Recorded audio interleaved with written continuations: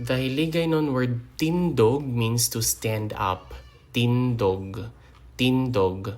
Nagatindog siya sa atubangan. It means he or she is standing in front or at the front. Tindog means stand, and then atubangan is like the front, atubang. So nagatindog siya sa atubangan. Nagtindog ang tanan pagkabati.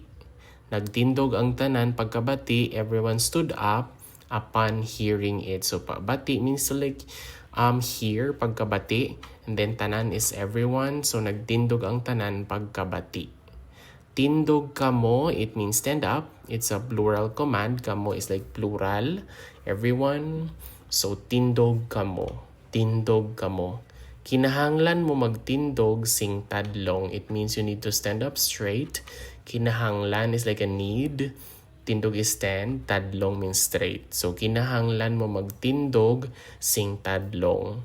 And that is all for our HILIGANON word tindog, which means to stand up. Tindog. Tindog.